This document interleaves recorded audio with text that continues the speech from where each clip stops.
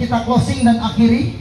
Satu hal yang perlu saya sampaikan, yang kita tahu bersama, dalam segala sesuatu apa yang kita kerjakan tentu kita mengharapkan ada berkat. Amin. Amin. Apapun pekerjaan kita, profesi kita, bapak-bapak, ibu-ibu, saudara-saudara sekalian yang boleh ada di tempat ini, yang sementara berjualan tentunya punya harapan, punya kerinduan apa yang dia jual itu dibeli orang. Amin. Ya, semua apapun yang kita lakukan di pasar ini, baik penjual buah, penjual sayur, penjual ikan, penjual ayam, bentuk apapun usaha pekerjaan yang kita kerjakan, yang kita kelola, tentunya harapan kita ada di pasar ini. Ingat baik ya, tentunya supaya yang kita jual ini laku. Tujuan laku untuk apa? Dapat doi, betul nggak? Dapat doi. Ketika orang dapat doi, doi itu untuk apa? Untuk berbelanja. Ya. Jadi sekali lagi saya sampaikan, ketika kami ada di tempat ini, tim Kopassus Mission yang ada, kami dipercayakan Tuhan untuk memberitakan Injil. Tujuannya untuk apa? Supaya ketika Injil kebenaran disampaikan, yang mendengarkan menikmati berkat yang besar, berkat yang luar biasa yang dari Tuhan. Nah, saudara-saudara yang sesuai dalam Tuhan, saya mau katakan, dalam bentuk apapun yang kita usahakan, yang kita kerjakan, tanpa melibatkan Tuhan, semuanya sia-sia. Sekali lagi saya mau katakan, apapun usaha kita, perhatikan, apapun usaha kita, apapun pekerjaan kita, apapun bentuk pelayanan kita, tanpa melibatkan Tuhan, sia-sia apa yang kita usahakan.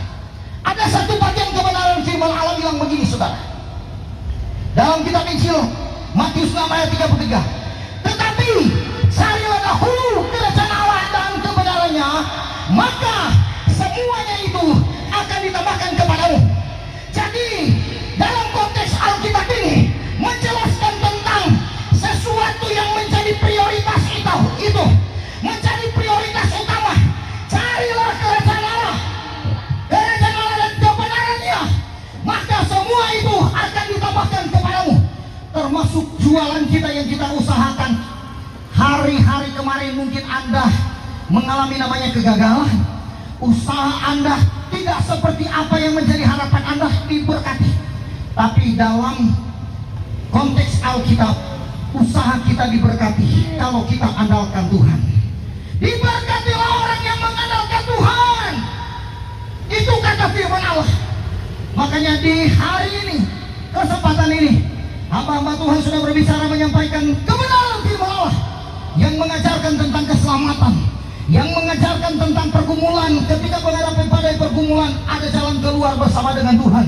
Dan hari ini saat ini dan terus menerus kami terus menyampaikan, tidak ada sesuatu hal yang lebih berharga, bernilai dalam kehidupan kita selain hidup kita ini kita bawa di dalam nama Tuhan Yesus. Dan mungkin hari-hari ini di tempat ini ada yang sedang lewat, asal mengantar berjual, belum mengenal Yesus secara pribadi, belum mengalami lawatan Tuhan. Ingat baik-baik bahwa berusaha untuk cari Tuhan, maka kamu akan hidup. Itu kata firman Allah. Berusaha untuk mencari Dia, karena keselamatan tidak ada di jalan lain, di tempat lain, dimanapun, di nama lain selain di dalam nama Tuhan Yesus Kristus. Kiranya kehadiran kami di tempat ini terus membawa berkat sukacita lewat kebenaran firman Allah yang sudah disampaikan oleh hamba-hamba Tuhan yang besar dan luar biasa. Lewat doa-doa yang sudah disampaikan, saya percaya bahwa bapak-bapak, ibu-ibu yang ada yang berjualan akan terus menikmati berkat Tuhan. Dan mungkin ada sesuatu tutur kata, bahasa, sikap, cara kami yang kami lakukan yang tidak berkenan kepada bapak-bapak, ibu yang tidak senang, saya katakan kembalikan kepada kami. Tapi satu hal yang kami percaya, bahwa ketika Injil kebenaran firman Allah terus diberitakan, itu di situ ada berkat-berkat yang luar biasa. Sebelum kita akhiri ibadah KKR Jalanan pada siang hari ini bersama dengan tim Kopassus Mission, ada satu sekali yang nanti akan bersaksi menceritakan tentang kebaikan Tuhan. 10 menit. Peduli segala persoalan yang kita hadapi, takkan pernah dibiarkannya bergumul sendiri, sebab Allah mengerti. Haleluya, haleluya. Shalom. Haleluya. Sekali lagi berikan salam kasih orang percaya. Shalom. Damai di hati. Apa kabar hari ini? Luar biasa. Dahsyat, luar biasa. Karena Tuhan Yesus adalah Tuhan yang luar biasa. Amin. Haleluya. Beberapa hamba Tuhan telah menyampaikan firman Tuhan yang luar biasa. Dan juga telah disampaikan tadi oleh Bapak Ketum bahwa di akhir-akhir ini sudah berada kepada akhir zaman yang tidak lama lagi Tuhan datang. Dilihat dari apa, saudara? Dilihat dari bencana-bencana yang terjadi dalam dunia ini, peperangan terjadi dalam dunia ini. Sebagai orang yang sudah percaya kepada Tuhan Yesus, kita harus memberi diri kita hanya kepada Tuhan. Harus tetap berjaga-jaga, sehingga ketika Tuhan Yesus datang kedua kali, Dia mendapati kita tetap setia dengan Tuhan. Katakan amin. Haleluya. Saya akan membaca firman Tuhan yang saya ambil dalam 1 Tesalonika 5 ayat yang 1 hingga ayat yang ke-11. Tetapi saya akan baca ayat yang ke-8. Tetapi kita yang adalah orang siang, baiklah kita sadar, berbaju sirakan iman dan kasih, dan berketopongkan pengharapan dan keselamatan. Di sini di dalam ayat ini menyampaikan bahwa harus berjaga-jaga. Tuhan akan datang ke dalam dunia ini seperti pencuri, kata firman Tuhan. Maksudnya dia datang tidak bilang-bilang, oh saya mau datang hari ini, saya mau datang besok, tidak. Tetapi secara tiba-tiba dia datang ke dalam dunia ini tanpa kita ketahui. Oleh karena itu kita harus tetap berjaga-jaga. Berjaga-jaga dengan apa, saudara? Kata firman Tuhan di sini, baiklah kita sadar, berbaju sirakan iman. Maksudnya di sini adalah harus berpegang teguh kepada iman kita kepada Tuhan Yesus Kristus. Apapun yang kita alami, apapun yang kita hadapi, kita harus tetap percaya bahwa Yesus Kristus adalah penolong yang sejati. Jangan pernah tinggalkan Yesus oleh karena apapun. Seperti disampaikan hamba Tuhan tadi, jangan terlalu enak dalam zona yang nyaman. Harus tetap menjaga iman kita kepada Tuhan. Jangan pernah tergoyahkan hanya karena persoalan hidup kita membuat kita tertidur. Hanya karena masalah yang kita alami membuat kita tidak semangat. Kita tertidur dengan iman kita sendiri, saudara. Tetapi kita harus bangun iman kita. Kita harus penuh dengan sukacita karena Yesus selalu ada bersama dengan kita. Dia tidak akan pernah meninggalkan kita, saudara. Dalam kitab Ibrani pasal 5 berkata bahwa aku sekali-kali tidak akan meninggalkan engkau, dan aku sekali-kali tidak akan pernah membiarkan engkau. Sedetik pun tidak akan pernah ditinggalkan Tuhan. Amin. Tetapi kadang-kala kita adalah umat manusia seringkali meninggalkan Tuhan.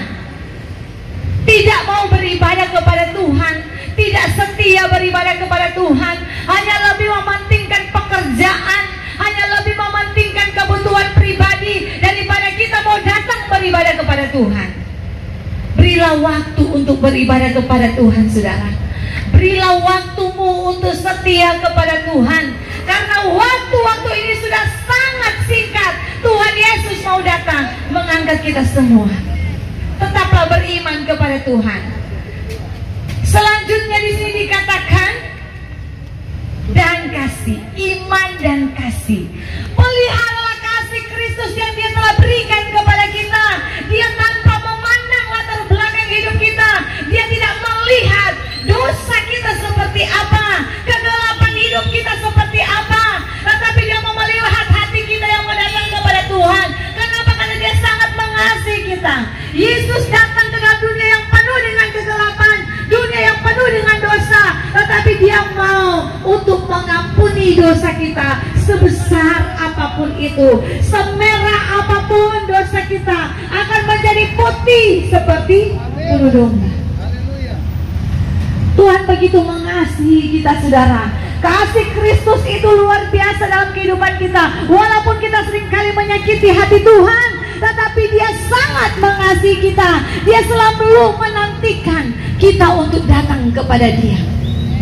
Dia mencintai saya dan saudara. Dia mengasihi saya dan saudara. Dengan penuh belas kasihan tangannya memanggil kita untuk mau datang beribadah kepada Tuhan, mau datang setia kepada Tuhan, membuka mezbah doa kita di rumah kepada Tuhan. Itu yang Tuhan rindukan dalam kehidupan kita.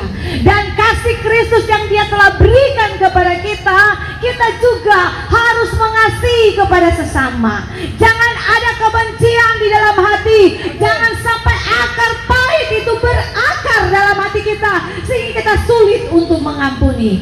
Firman Tuhan berkata bahwa kalau kita tidak mengampuni, bagaimana Tuhan mengampuni kita?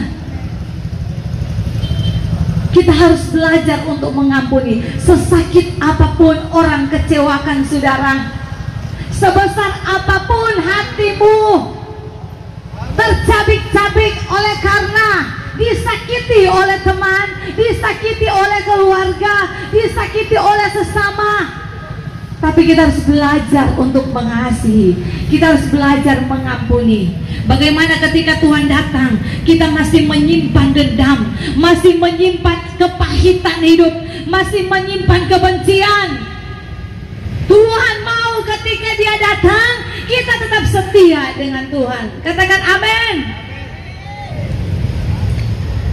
Itu yang kedua. Dan yang ketiga adalah berketopongkan pengharapan dan keselamatan. Saudara yang kekasih dalam Tuhan Yesus Kristus, seperti disampaikan oleh Bapak Pendeta Ronald tadi, bahwa keselamatan hanya di dalam Yesus. Yesuslah satu-satunya jalan keselamatan. Tetaplah berpegang pada pengharapan bahwa suatu saat nanti kita akan menikmati kerajaan surga yang kekal, yang begitu indah dan tak seindah dunia ini, saudara.